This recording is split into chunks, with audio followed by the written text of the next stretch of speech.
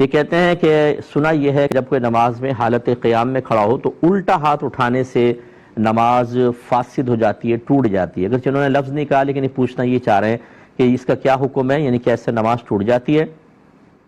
دیکھیں سیدھے یہ الٹے ہاتھ کا مسئلہ نہیں ہے، اصل مسئلہ یہ ہے کہ نماز کے دوران ایسا کوئی عمل اختیار کرنا کہ دور سے دیکھنے والا یقین کر لے کہ آپ نماز میں نہیں ہیں۔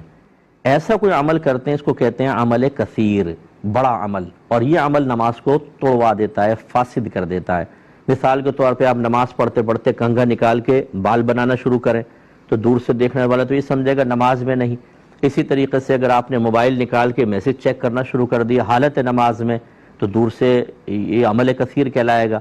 اسی طریقے سے دیکھ کر قرآن پڑھنا، یہ بھی تعلیم و تعلم کی وجہ سے اس کو عمل کثیر مانا ہے۔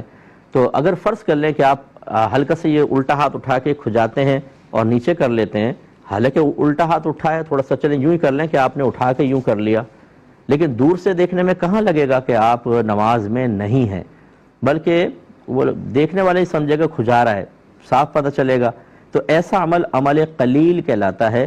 یہ بلا ضرورت نماز میں کریں تو اس سے کراہت ضرور آتی ہے، مکروہ تنزیہی ضرور ہے، لیکن اس سے نماز فاسد نہیں ہوتی۔ تو یہ غلط قسم کے بعض اوقات ہمارے ہاں مقولے معروف ہو جاتے ہیں اور ہماری اکثر معلومات کا ذریعہ یہی ہوتے ہیں۔ فلاں نے یہ کہا، فلاں نے یہ کہا، فلاں نے کہا، فلاں پوسٹ آئی تھی، فیس بک پر یہ ہے اور یوٹیوب پر یہ ہے، مستند علماء کرام کی طرف ہم رجوع نہیں کرتے ہیں۔